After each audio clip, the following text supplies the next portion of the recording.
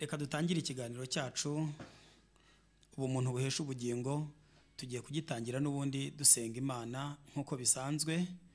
Reka dusenga Imana. Nyakubahwa Mana nkuru, mu izina rya Yesu Kristo, izina rifite ubutware n'ubushobozi, turagushimye kandi turaguhimbaje kugira neza utwitaho ukaturengera. Tugeze muri ya saha nziza cyane, ya saha waduteguriye hano kuri radio Umucyo, ya saha y'ubumuntu buhesha ubugingo. Turabizi ko hari abaduteza amatwi, hari abagira iryo shyaka ndetse yo gukurikirana radio, hari abagira iryo shyaka yo gukurikirana ikiganiro by'umwihariko. Tubasabiye umugisha mu buryo bwose. Turifuza ko rero utuyobora. Nyakubahwa Mana nkuru, urabizi ibyo mvuga ntabwo mbivuga ku bwanjye, mbivuga ku bwawe, kandi ibyo mvuga ibyo wantumye. Ndakwinginze kugira ngo n'ubundi abantu bawe babashe gusobanukirwa neza icyo bashakaho, ndetse bazabashe kugera ku bugingo. Gumana natwe rero muri iki kiganiro, ubane nanjye ngiye kugitanga, ubane n'abari kuri tekinike, ubane n'abateze amatwi, kandi umwuka wawe abayobore babashe kumva no kumvira. Urakoze ko bikoze nk'Imana, ni mu izina rya Yesu Kristo, amen. Mu kiganiro cy'ubushize twarimo tuvuga ku mategeko, uburyo amategeko abasha guhesha umuntu ubugingo. Impamvu mvuze amategeko, wenda mpereye aho utarakurikiye ibindi biganiro ashobora guhita yibaza ati ese uyu muntu arigisha ibiki noneho ko numva ibyo bidasobanutse, cyane cyane ko benshi bavuga ko twakijwe no kwizera bitaturutse ku mirimo yacu, ahubwo cyangwa ku mirimo itegetswe na kamere, ahubwo ko byaturutse ku kwizera. Ibyo nta nubwo mbihakanye cyane, nabyo turaza kubigenda tubisubiraho, ariko ndagira ngo tuganire by'ukuri. Iyo mvuze ngo amategeko, nuko nari navuze ibintu bine. Intego y'ikiganiro ni ubumuntu buhesha ubugingo. Niba ari ubumuntu buhesha ubugingo, twebwe icyo dushaka kuvuga ni ukuvuga ko umuntu wuzuye, umuntu nyamuntu, umuntu ugifite ubumuntu bwa bundi Imana yamuhaye, ababasha kuzabona ubugingo. Ibyo ngibyo tuzabisobanura rwose bihagije no mu kiganiro cy'ubutaha. Ariko hagati aha ngaha twavuze ibintu bine Imana yateguye byagomba gutuma umuntu abona ubugingo. Ikintu cya mbere twavuze nuko Imana yamuremanye ubugingo, imurema ari ubugingo buzima. Bivuga ngo Imana yamuremye agomba kuzabona ubugingo. Imurema n'ubumuntu ariyo sura yayo. Ubumuntu ni ubuntu, impuhwe, imbabazi n'urukundo. Hanyuma Imana ni Imana y'ubuntu, impuhwe, imbabazi n'urukundo. Bivuga ngo kamere y'umuntu ni kamere Imana yavanye muri yo kamere y'Imana iyishyira mu muntu, ari bwo bumuntu imuhaye. Tubwita ubumuntu kubera iki? Nuko ari cyo kimenyetso kimutandukanya n'inyamaswa. Kandi n'ubusanzwe umuntu iyo uvanyemo ubumuntu hasigara inyamaswa isa n'umuntu. Bivuga ngo rero umuntu ufite ubumuntu niwe muntu wuzuye. Uwo nguwo nta mpamvu nimwe yatuma atabona ubugingo. Kubera iki nshatse kuvuga ngo nta mpamvu nimwe yatuma atabona ubugingo? Uwo muntu icyambere aba afite ubwenge, kandi ubwenge ni ukumenya Imana. Bishatse kuvuga ngo muri we agomba kuba afite kumenya Imana. Ubwenge nyabwo ni ukumenya Uwiteka. Ibyo tubisanga muri Zaburi 111 umurongo wa 11 umurongo wa 10 plutôt. Haranditse ngo Zaburi 111 umurongo wa 10, ubwo nari nsobanura uburyo umuntu agomba kuba afitemo ubwenge. Haranditse ngo kubaha Uwiteka ni ishingiro ry'ubwenge, abakora ibyo bafite ubwenge nyakuri, ishimwe rye rihoraho iteka ryose. Ni ukuvuga ngo umuntu nyamuntu ni ufite ubwenge nyakuri. Ubwenge nyakuri ni ukubaha Uwiteka. Ubwo rero ni ukuvuga ngo umuntu nyamuntu muri we aba afitemo kubaha Uwiteka. Iyo ufitemo kubaha Uwiteka muri wowe, uba wemera neza n'uwo yatumye Yesu Kristo, uba waramwizeye. Ibyo nabyo ni bimwe mu bigize umuntu nyamuntu. Niba tuvuze ubumuntu buhesha ubugingo, ntabwo tuba dushatse kuvuga ko ari ukuzakizwa n'imirimo gusa kuko umuntu yabikunze, ahubwo harimo no kugira ubwenge, kuko ubwenge ni igice cy'ubumuntu. Ubwenge ni igice cy'ubumuntu, kuko ubwenge ni umwihariko w'abantu, kikaba ari igice cy'ubumuntu. Imana yaremanye umuntu rero ubumuntu bugizwe n'ubwo bwenge, kandi imuremana ubumuntu bugizwe n'ubuntu, impuhwe, imbabazi n'urukundo. Bivuga ngo Imana yaramuteguriye ko azabona ubugingo. Icyo cyumvikane neza ko Imana yaremye umuntu ari umunyabugingo. Ndetse ikikubwira yuko yamuremye ari umunyabugingo nuko muri we yari afite kumenya Imana bitandukanye n'inyamaswa. igitabo cy'Ibyahishuwe tubwira ko kenshi na kenshi ahagana nimugoroba Imana yajyaga iza gusura umuntu. Niki cyatumaga umuntu abona Imana ndetse akayimenya? Nuko yarazi Imana. Kuki yarazi Imana? Nuko yari umuntu. Ntabwo dusangamo ko Imana yasuraga inyamaswa ngo itembere ubusitani, reba intare isure izindi. Oya, Imana ivuga ko yasuraga umuntu, bivuga ngo yari izi umuntu n'umuntu akayimenya. Bibiliya tubwira ko Imana yamuremye mu ishusho yayo, bivuga ngo yasaga n'Imana, yari afite ubwenge kuko muri yari afite no kumenya Imana. Bivuga ngo rero umuntu waremwe, umuntu nyamuntu, yari afite ubugingo muri we. Bimaze kunanirana, mu kiganiro cy'ubushize twavuze ko Imana yatanze amategeko kugira ngo imucungure. Amategeko yaba akomeye yaba yoroheje, yose yahurizaga mu itegeko rimwe rivuga ngo ukunde mugenzi wawe nk'uko wikunda. Ukunda Imana n'umutima wawe wose n'ubwenge bwawe bwose, ndetse ukunde mugenzi wawe nk'uko wikunda. Ndagaruka kuri iri tegeko rya mbere, ni impamvu muvuga utese kutaritinda ibyo gukunda Imana. Na ubushize nabivuzeho, ndavuga ngo icya mbere, ntabwo tugira gakizametre ipima urukundo abantu bakunda Imana. Nshobora kubitinda urebwa Imana mu butumwa nahawe nabagejejeho buboneka no mu dutabo nanditse, harimo ko abantu babeshya Imana ngo barayikunda nyamara by'ukuri batayikunda. Ubwo muzabone no ku ma YouTube nahe hose, abakurikirana radio bazashakisha utwo dutabo bazatubona. Tubasha kuboneka haba ku nkuru haba kuri ADPR hafi ya librori yabo, hari librori banzi dufite. Bashobora kutubona mu mujyi, bashobora kutubona kuri Zaburi nshya mu Gatenga, bashobora kutubona mu Giporoso kwa Yoweri, umugabo hafite papiteri nziza cyane, ugiramo n'ibikoresho byiza cyane bya biro n'iby'abanyeshuri. Uwo afite n'utwo dutabo aratubaha. Bivuga ngo byaba byiza naho muhageze mukatubona, niho uzabonamo ubwo butumwa nawe muri bibiri. Harimo igice cyerekanaga ko abantu badakunda Imana, kuko Imana yari imaze kungaragariza yuko rwose abantu batayikunda rwose.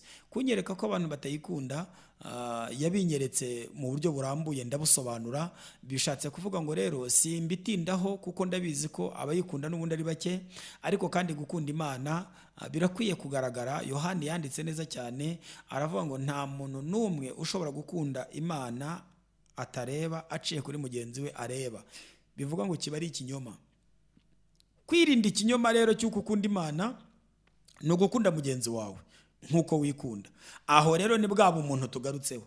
Nakomeje kuvuga ubumuntu nubwo bimbyarira intambara n'abadashaka kubwumva.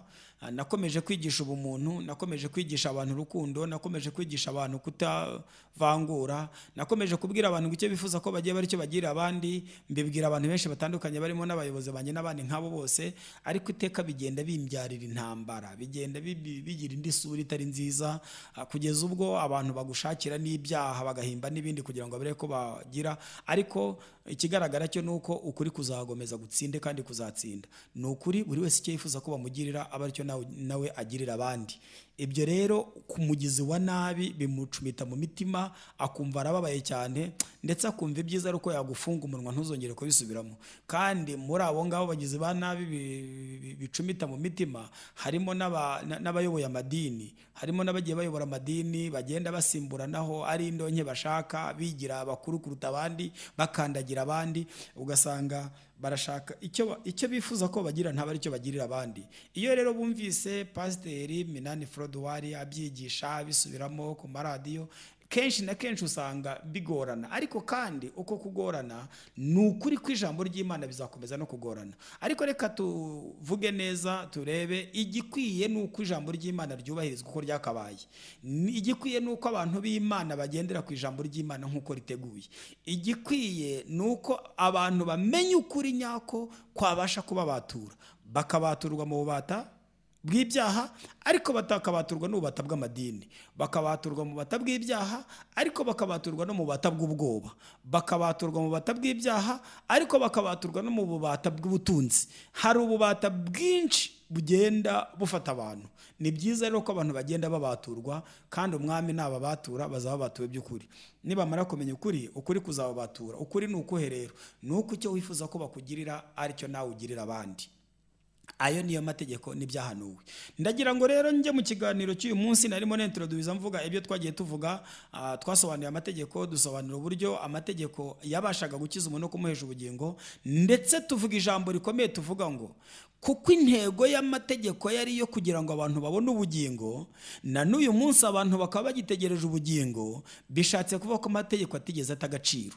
Ni nacyo cyatumye Yesu ubwe aza akavuga ko ataje gukuraho amategeko. Amategeko ntashobora guta agaciro igihe cyose tutari twabona ubwo bugingo, tugitegereje ubwo bugingo buhoraho, kuko intego y'amategeko kwari kugira ngo tuzabone ubugingo buhoraho. Ubwo intego igihari n'igikorwa kiracyahari kandi kiracyafite agaciro. Ubwo rero ikigaragara cyo ni kimwe, nuko abantu bakeneye kumenya uko kuri. Ababuranira amategeko bari mu kuri, birakwiye ko amategeko yubahirizwa.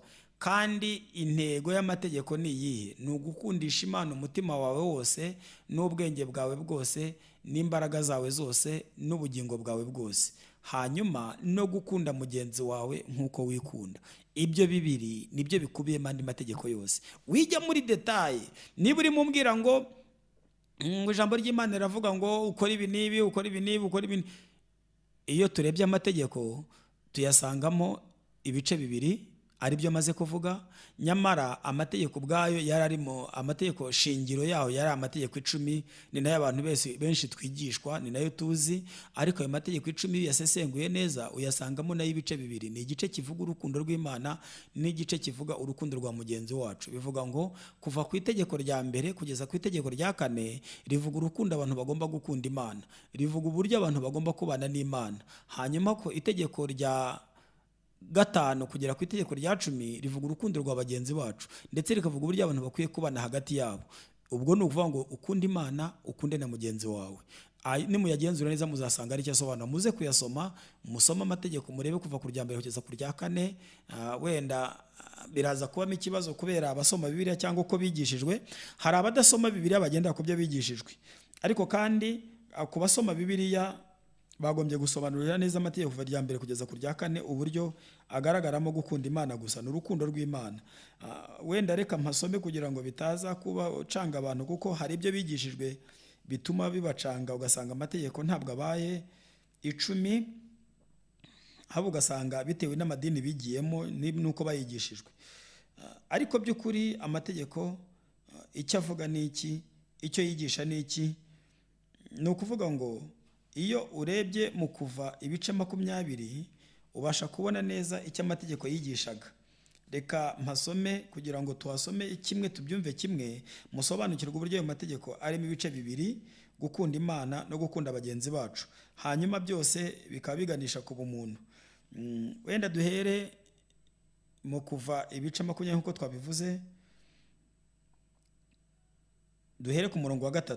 Haranditse itegeko rya mbere riravuga ngo ntukiremere izindi mana mu maso yanjye.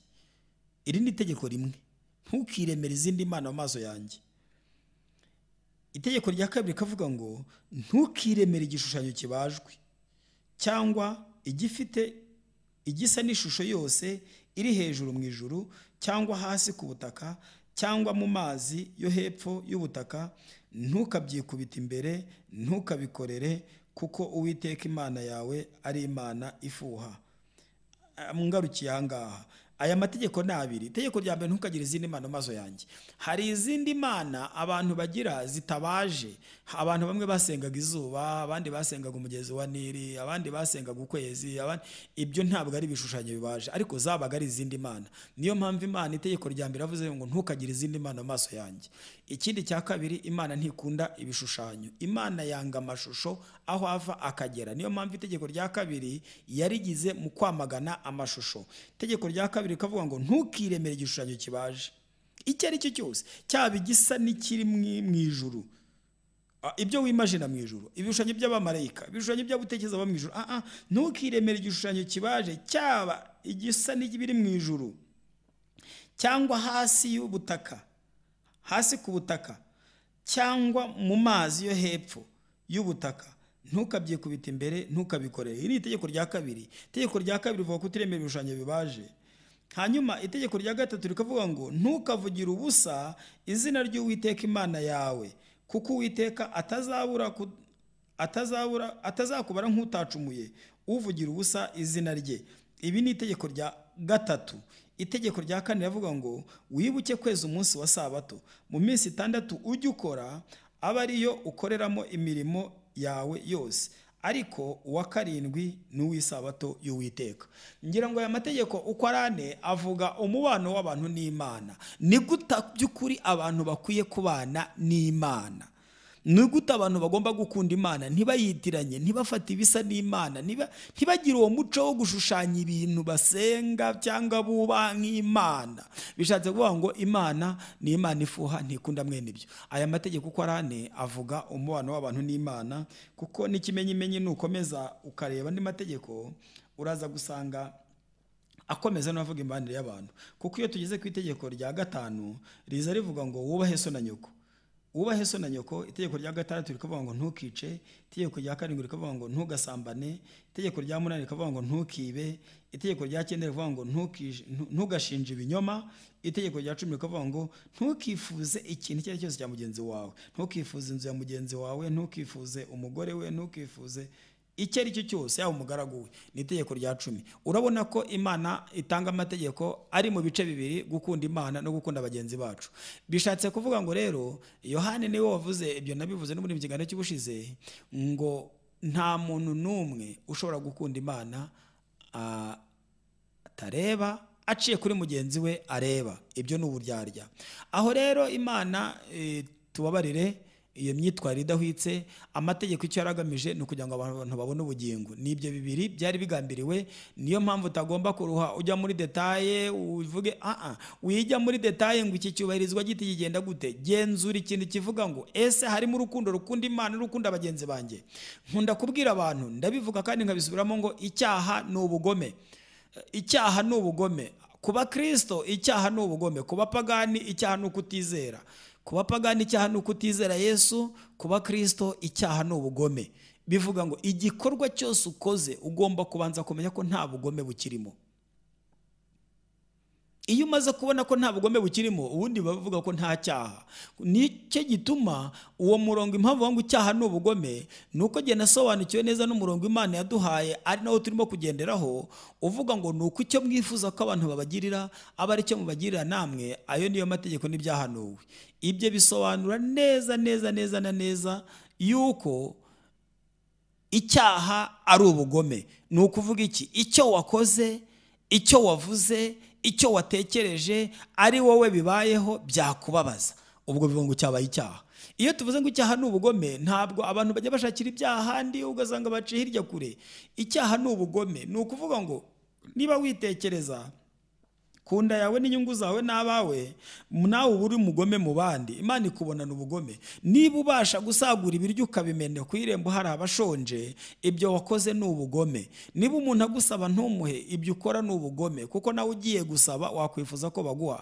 Niba umuntu ashobora kukuguza amafaranga ababaye afite ikibazo gikomeye, ukireba ukizi ntumugurize, ni ubugome. Niba umuntu ashobora kugutira, niba ari igare agutiye, nawe tekereza rero ugiye gutira. Yewe kaba nubwo yagutira inkweto, nubwo yagutira umwenda, nubwo yagutira umupanga, nubwo yagutira icyo yagutira cyose, nukimwima icyo ukoze ni ubugome. Wivuga ngo ni uburenganzira bwanjye, icyo ukoze ni icyaha nk'ibindi, ndetse kizakuganisha kukurimbura, kubera ko icyo ukoze ni ubugome. Icyaha ni ubugome. Kugira ngo umenye neza ko icyo ukoze ari ubugome, jya uhindukira ukishyireho.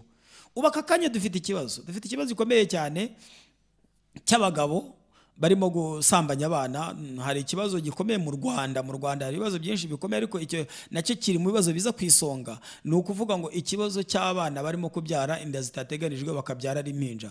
Ugasanga umwana mutoya w'imyaka 14 n'itanu yatewe inda n'umugabo udateganya no kumutunga, umugabo ufite umugore, umugabo ufite abana bangana n'uwo nguwo. Aho hantu muhatekereze, ni ubugome. Kubera iki? Aramutse asanze ari nk'uwe bafite, aramutse asanze akana ke k'agakobwa k'imyaka 15-16, ikintu cy'ikigabo kikihereranye kigafunganya inguni gishaka ugasambanya, umva yasara n'imipanga yayizana. Ariko nawe rimwe na rimwe akagira abandi yihererana. gutyo atagamije no kuba yabagira abagore, atagamije no kuba ntiyamugira umugore kuko si umugore, ntaranakura, ariko nubwo yaba anakuze ntiyenda kumugira umugore, ariko ugasanga yamwihereranye arimo arashaka kumwangiza gusa, kandi we bangije uwe yasara. Ibyo ni ubugome, ibyo byose ni ibyaha by'ubugome. Bivuga ngo rero Imana ireba umutima, iyo ntigenzura igikorwa. Ikintu Imana itandukanyeho n'abantu ni iki? Igikorwa cyose wakora, cyaba cyiza cyaba kibi, Imana nta gaciro igiha. Ntabwo yita ku murimo n'umwe umwana w'umuntu akoze, ahubwo yita ku mutima umuteye kuwukora, kuko Imana ibasha kugenzura imitima. Ukoze neza irareba umutima w'uguteye, ukoze nabi iragutera, ireba umutima w'uguteye. Niyo mpamvu hari ibyo twita ibyaha mu ijuru batabyita ibyaha, hari n'ibyo twita ko atari ibyaha tukabyita byiza, mu ijuru babyise ibyaha bikomeye cyane. Ariko nawe kugira ngo uzasobanukirwe neza icyaha n'ikitari icyaha, uzabanze urebe ubugome buri muri icyo ngicyo ni ubuhe. Aho ngaho rero bizagufasha gusobanukirwa icyaha no kwirinda icyaha.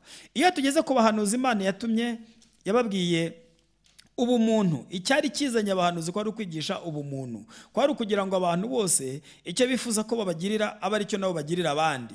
Ni ukuvuga ngo nicyo cyahagurukije abahanuzi bose. Ntabwo nzasoma abahanuzi bose kuko uyu murongo ni uwa Bibiliya. Iyo usomye Matayo 7:12 ubona neza ko handitse ngo nuko ibyo mushaka abantu bagirira byose abe ari byo mubagirira namwe. Ayo niyo mategeko n'ibyahanuwe. Bivuga iki rero? Bivuga ngo abahanuzi bose, amategeko yose intego nyamukuru yarazanye niyo. Abahanuzi bose abato n'abakuru icyari kibazanye nicyo.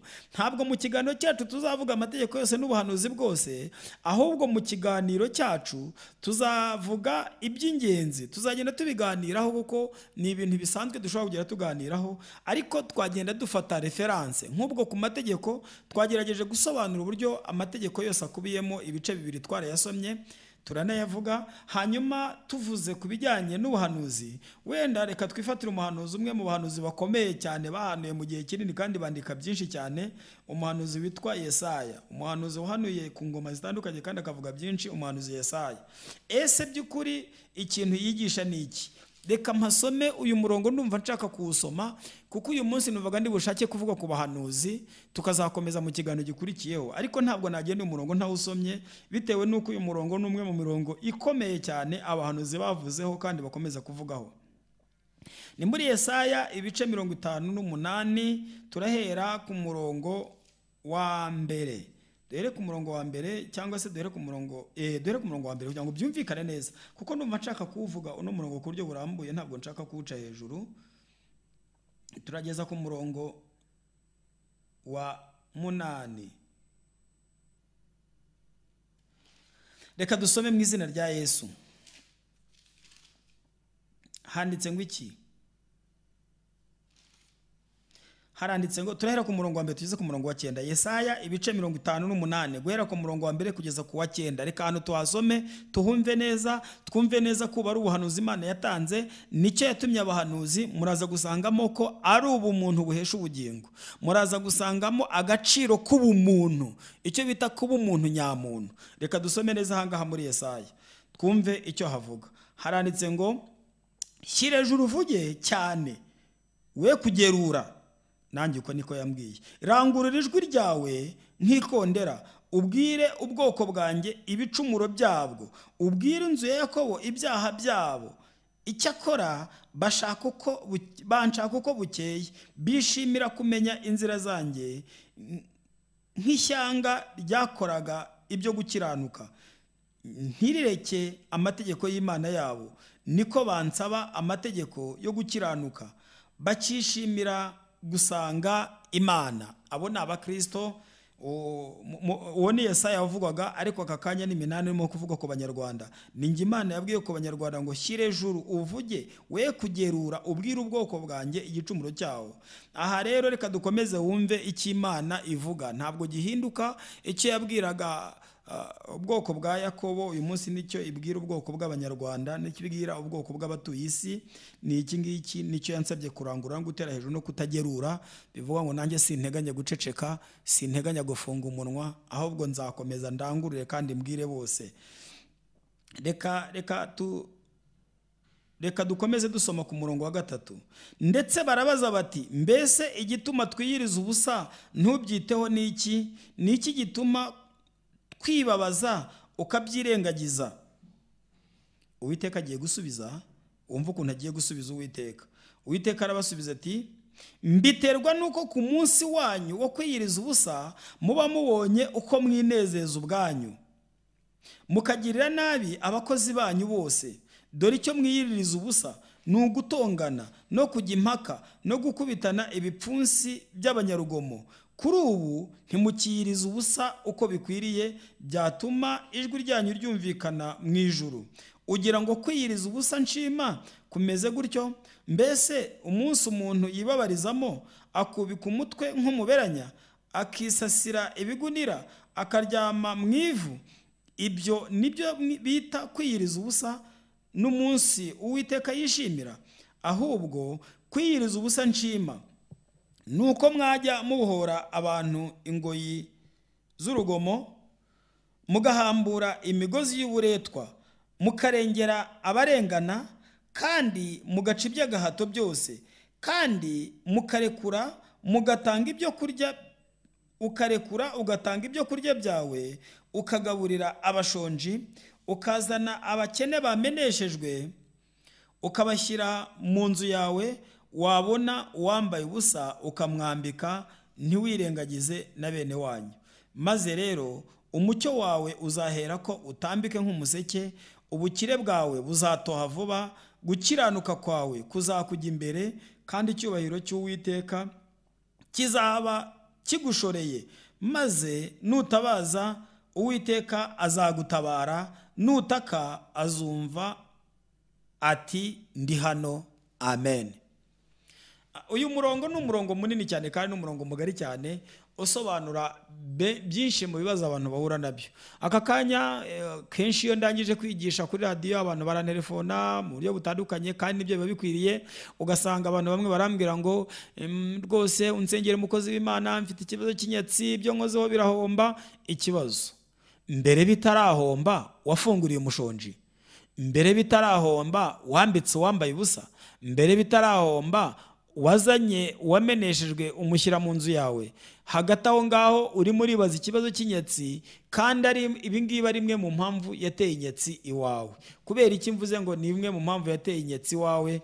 Niko Uwiteka avuga. Aravuze ngo ahubwo kwiyiriza ubusa nshima ngo nuko mwajya mubohora abantu ingoyi z'urugomo, mugahambura imigozi y'uburetwa,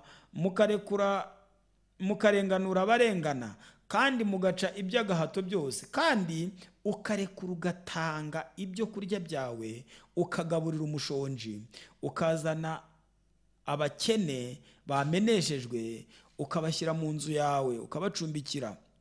Wabona uwambaye ubusa ukamwambika, ntiwirengagize na mwene wanyu. Ijambo rikomeza rivuga ngo nubigenza utyo, ibyo nubikora, maze rero umucyo wawe uzahera ko utambike nk'umuseke, ubukire bwawe buzatoha vuba. Niba ubukire bwawe budatoha, hari icyo uzira. Ongera wigenzure neza. Gukiranuka kwawe kuzakugenda imbere, kandi icyubahiro cy'Uwiteka kizaba kigushoreye. Maze nutabaza, yemwe abasenga ntimwumvirwe, yewe muntu usenga 3:8 ntiwumvirwe. Dore icyo uzira ni kiriya, kuko ijambo ry'Imana rivuze ngo maze nutabaza, Uwiteka azagutabara, nutaka azavuga ati, ndi hano. Ibi bisobanura neza ko Uwiteka adashobora kwima amatwi abantu bafite umutima nk'uyu.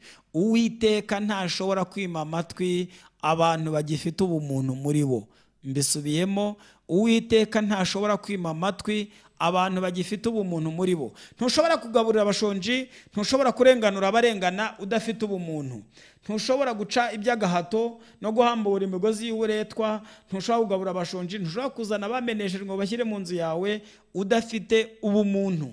Kandi niba ufite ubumuntu, ibi ngibi ukabikora, Uwiteka aragusezeranya ko ubukire bwawe buzatoha vuba, kandi gukiranuka kwawe kuzakujya imbere, kandi icyubahiro cy'Uwiteka kizaba kigushoreye, maze nutabaza Uwiteka azagutabara, nutaka azavuga ati ndi hano. Bivuga ngo Uwiteka yiteguye kumva no gutega amatwi isengesho ry'abantu nyabantu bafite ubumuntu muri bo. Niyo mpamvu twahagurutse, kandi ntabwo tuzarekeraho, turashishikaye, dushyizeho umwete, kandi nawe ushatse wadufasha ugashyiraho umwete, abantu bagasubira ku isoko, abantu bakongera bagasubirana ubumuntu burimo kugenda bushira mu bantu bukongera bukagaruka mu bantu. Watanga inkunga yawe mu buryo bwose bushoboka. Ushobora no gutanga inkunga yawe iyo ari yo yose, ubutumwa bukagera ku bantu benshi cyane. Wabikora nawe wandikira message abantu, wabikora ubasanga ubabwira babamo bumwana muri kumwe, wabikora udutumira. Ngewe ndi pasiteri muri ADEPR ariko ntabwo mboshye ku idini, na padira nkundiye akambwira ati ngwino wigisha abantu ubumuntu buhesha ubugingo, ndaguha akanya misa nirangira, ndaguha akanya se mu mahugurwa yanateguye, nagenda mu misa rwose, misa nkayikurikira, narangiza nkatambutsa inyigisho y'ubumuntu. Bivuga ngo ngewe ntabwo nziritse ku idini, ntabwo nimbata y'idini, natumwe n'Imana, nahamagawe n'Imana, ntumwa n'Imana. Ni ukuvuga ngo nkorera Imana aho ariho hose, no mu muhanda, no mu isoko, no mu kabari, mu cyumba cy'amasengesho, aho ariho hose hashoboka. Ubu butumwa nabuhavuga kuko abantu bakeneye kubwirwa mu buryo bwose bushoboka. Byatumye rero narandika udutabo, nababwiye aho tugenda tuboneka, ariko n'ubundi ukudusoma bizagufasha. Nzandika n'ibindi, ndategura kwandika igitabo cyitwa ubumuntu buhesha ubugingo, ndacyandika ndetse nzanagishyira mu ndimi zitandukanye kugira ngo kigere ku bantu benshi batandukanye. Ndabizi nzacyandika kandi nzagisohora vuba cyane.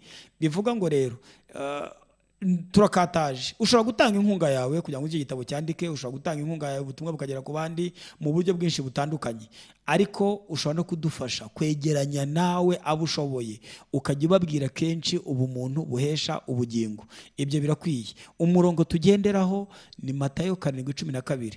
Unkundiye uwo murongo wajya wandikira ku bantu kuri message buri munsi. Unkundiye abafite WhatsApp wawushyira kuri status buri munsi.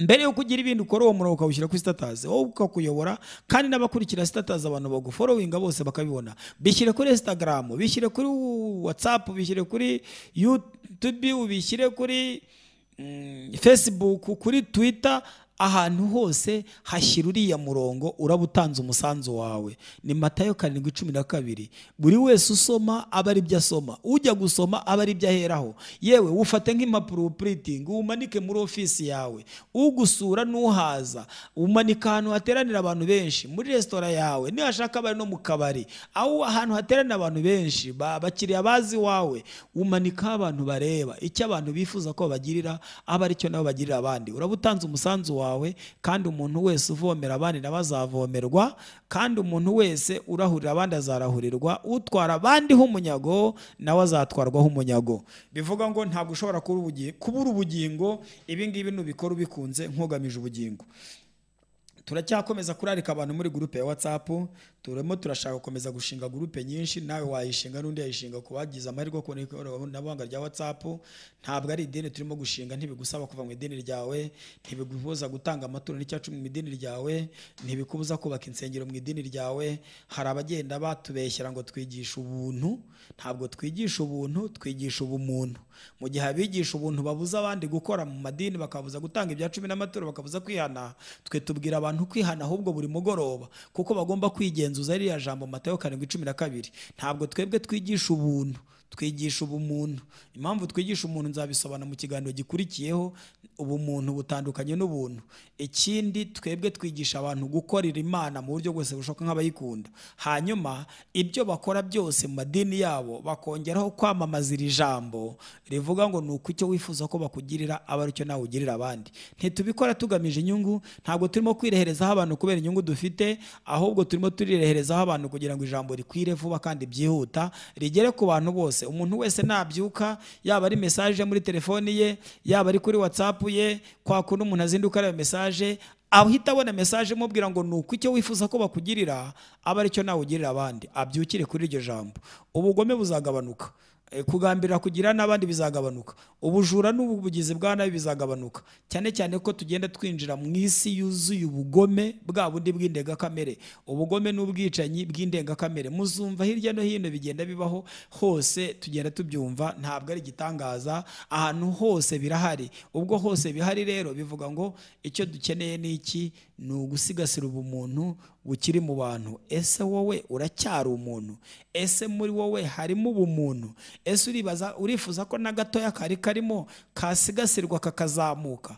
Ese wowe urumva wari warabutakaje burundu urifuza kubugarukaho? Hari icyo wakora. Ushobora kutwisunga muri groupe ya WhatsApp ubumuntu buhesha ubugingo.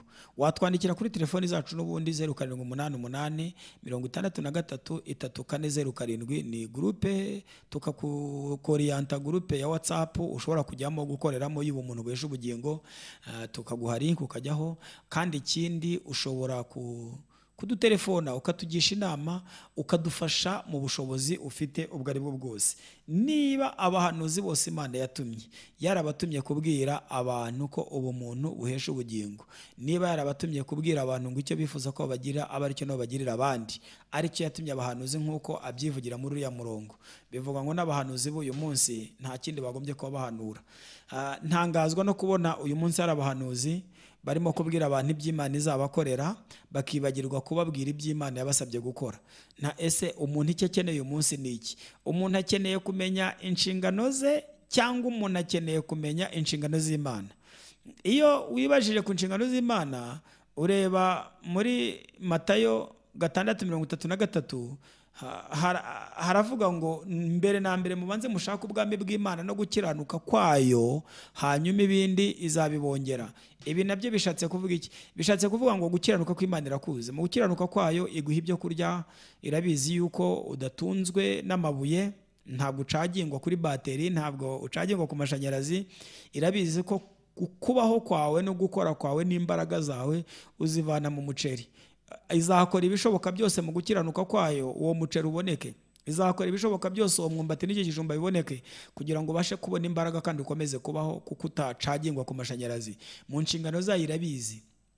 Ibyo irabikora si ngombwa ko baguhanura ngo Imana izaguha ibiryo, nkaho yakuremye ikaguha amenyo 32 itazi ko arayo guhekenya, ikaguha igifu kimeze nk'agafuka itarateretsemo bateri nk'iyi modoka, nabyo yarabishoboraga, ariko yashyizemo agafuka, ishyiraho amatiyo ashyiramo ibiryo nabikuramo kugira ngo katazanuzura, kuko yateguye buri munsi, ndetse n'amasahani uzarya yose arabaze.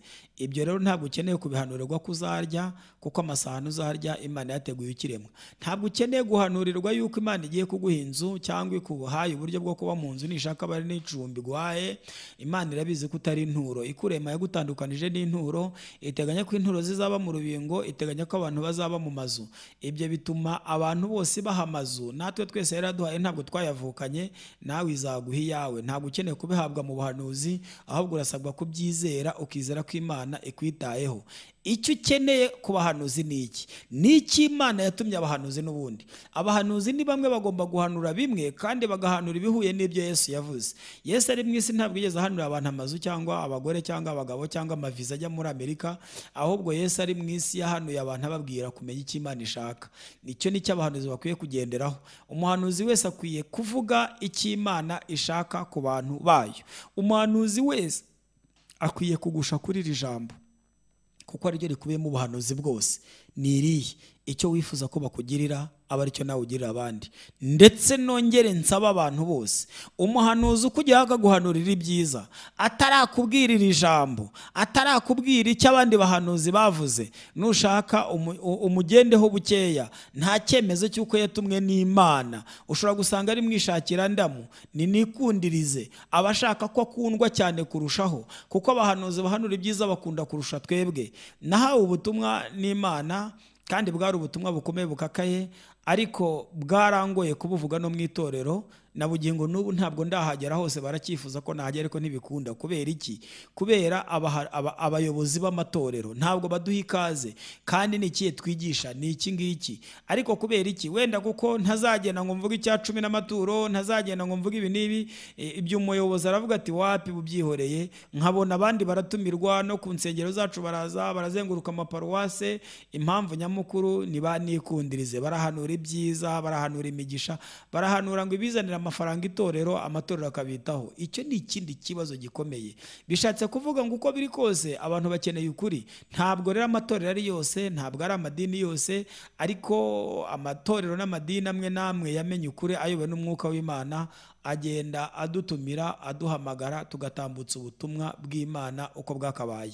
Ni nawo murongo kandi tuzakomeza gukoreramo, kuko nababwiye ko nahamagawe n'Imana nubwo yabicishije ku bayobozi ba ADEPR bakansengera, kwari ukugira ngo mbe pasiteri ku mugaragaro, kwari ukugira ngo ntazaba pasiteri wenda mbyiyise, dore ko hari wenda n'ababyiyita simbizi, amadini uko agenda avuka niko agenda aba pasiteri, utamenya ngo basengerewe hehe, ariko genda nasengeye ku mugaragaro, nsengerwa mu itorero rya Pentecote ADEPR. Ntabwo nari mpamagaye kugira ngo nkorere muri ADEPR cyangwa ngende ku bucakara bw'amadini, ahubwo kwari ukugira ngo ndamburweho ibiganza ku mugaragaro, nerezwe umurimo w'ubupasiteri. Mu yandi magambo, ndi umushumba aho ndi hose, uko byamera kose, nta n'uwabinyambura, kuko isengesho n'Imana itugira abapasiteri, ntabwo ari abantu batugirabo. Abantu baturamburaho ibiganza kugira ngo Imana ibe iduha ubupasiteri. Kuturamburaho ibiganza rero ni ikimenyetso bakora kuko aricyo bashoboye, hanyuma Imana iguha imbaraga n'amavuta n'ubwenge bwa gipasitoro. Aka kanya n'ikindi cyose nakora, kabone nubwo nahamagarwa kuba na ministre cyangwa kuba depite cyangwa undi muntu wari wese ukomeye, dore ko ntawe bitabera, nanjye biranashoboka, ariko icyo naba cyo cyose nzajya mba ngeretseho kuba pasiteri. Icyo nakora cyose nubwo nabona akazi gakomeye gute, yewe ngerekaho ngo nubwo naba perezida wa repubulika, nagerekaho kuba ndi pasiteri. Kubera iki? Narasengewe, icyo ngicyo ntikivanwaho. Bivuga ngo rero inshingano yo kuba pasiteri nayihawe n'Imana, ndacyayikomeje kandi nzanayikomeza kubw'inyungu z'itorero ry'Imana. Reka tugerageze rero tugenda tugana ku musozo, tubwire abantu ngo igikenewe ni iki. Impamvu wenda mbivuze nkanivuga nkongera nkasubiramo, so kugira ngo abantu bamenye cyangwa barushaho kugira, ariko kumenya no kunkunda bizatuma ukunda n'ibyo nigisha. Niyo mpamvu gushaka n'urukundo nta gitangaza kirimo. Kunkunda rero ni ugukunda Yesu wanjye, kunkunda rero ni ugukunda ubutumwa Imana yampaye. Ubwo abantu barimo kubwanga, ubwo abantu barimo kuburwanya, wowe ugashyiramo imbaraga mu kubushyigikira no kubugeza ku bandi kugira ngo bugere ku bandi. Ntabwo ushobora gukunda ubutumwa utarakunda uwabuzanye. Niyo mpamvu bisaba ko ubanza nanjye kunkunda. Ntabwo, kuko kenshi na kenshi iyo muhanuzi atakunzwe baranamwica, kandi bamwica kuko n'ubutumwa batabwakiriye. Ariko iyo yakunzwe, nshobora kudakundwa mu idini, nshobora kudakundwa mu cyiciro runaka, ariko ngakundwa nawe n'umutima wawe. Warangiza ukiyemeza no gukwirakwiza ubu butumwa Imana yampaye. Ubutumwa ni ubuhe mfite ubu ngubu? Ni ubumuntu buhesha ubugingo. Ndasobanurira abantu uburyo ubumuntu buhesha ubugingo. Aho uri hose, ukuri kose, imbaraga zawe izo waba ufite izo arizo zose, wabasha kugira umusanzu wawe utanga. Wabasha kugira umusanzu wawe utanga mu buryo butandukanye. Ushobora kuwutanga, nabivuze, ushobora kugura amayinite mu gitondo, ukavuga uti nzajya ngura amayinite y'ijana, n'igiceri cy'ijana, mu gitondo nandikire message ngure paka, nandikire message inshuti zanjye zose, nzibwire ngo Matayo 7:12 nuko icyo mwifuza ko bagirira aba aricyo namwe mugirira abandi. Ayo mayinite y'ijana ni ukuri Uwiteka ntazayibagirwa kandi azaguhera igihembo. Ushobora kuvuga uti jyeweho ndanahaguruka njye mbibwira abantu, ndi umwigisha cyangwa mfite groupe nkoreramo, mfite groupe za WhatsApp ndiho, nzajya mbishyiramo buri munsi, nzajya mbisharinga buri munsi, ngiye nzajya nkurikirwa n'abantu benshi. Kuri Instagram mfite abantu barenga 2,000 bankurikira, nzagira iryo jambo ndicishaho buri munsi. Yesu aguha umugisha. Ntibizakubuza kuba umusitari, nushaka kubukugirwa n'abantu 5,000, 10,000, uri umusitari warageze muri rwo hejuru. Gutanga uwo murongo ntibizakubuza kuba umusitari. Icy'ingenzi nuko nawe uzakuyobora kandi ukayobora n'abandi benshi. Yesu azaguha umugisha mwinshi cyane kubw'uwo murongo. Icyo waba urimo ukora cyose, uwo waba uri we wese, nubwo waba uri umuyobozi, ushobora gutangira inama yabo uyobora, ushobora gutangira inama y'abakozi ushinzwe, wenda uri executive, wenda uri mayor, nushaka kuba uri na guverineri, ushobora gukoresha inama yabo ushinzwe. Mbere y'uko ugirira ikindi kintu babwira, sinkubwiye ngo ugenda neza Bibiliya, ushobora no kuba nta niyo ufite, ariko wababwira uwo murongo. Ni Matayo 7:12. Nubwo utababwira aho wanditse, babwire gusa uwo murongo winjire mu mitwe yabo. umurongo uvuga ngo nuko icyo mwifuza ko abantu babagirira aba ari cyo namwe mugirira abandi, ayo niyo mategeko n'ibyahanuwe. Kubivuga si ngombwa kurangira abantu aho byanditse. Kubivuga ntisi ngombwa kuba usura umuhanga muri Bibiliya, ahubwo ni ubushake. Bibwira abo uyobora. Nushaka uba uri minisitiri, uwo waba uri we wese, inama wakoresha wabitambutsa kandi byagera ku bantu benshi.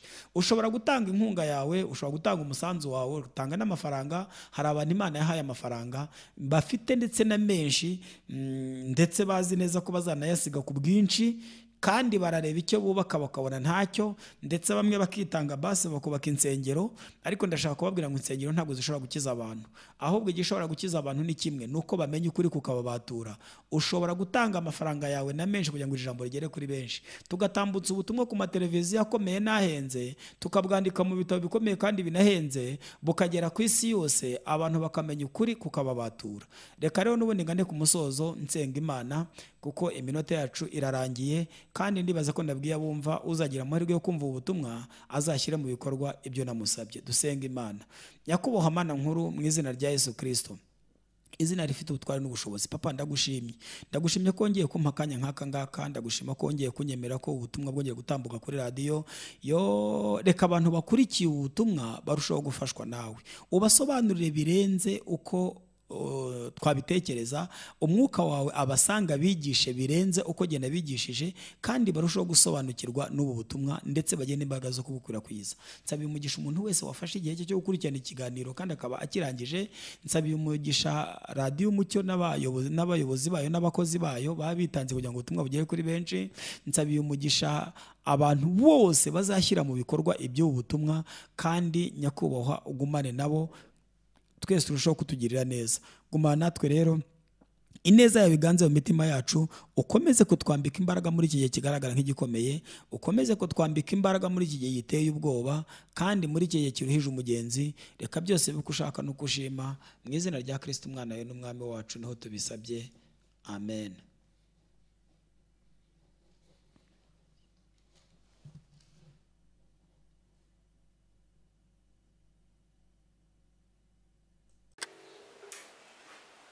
Isi ya none ifite ikibazo cy'ubumuntu. Abantu barimo baragabanuka ku isi, ndetse bagiye no gushiraho.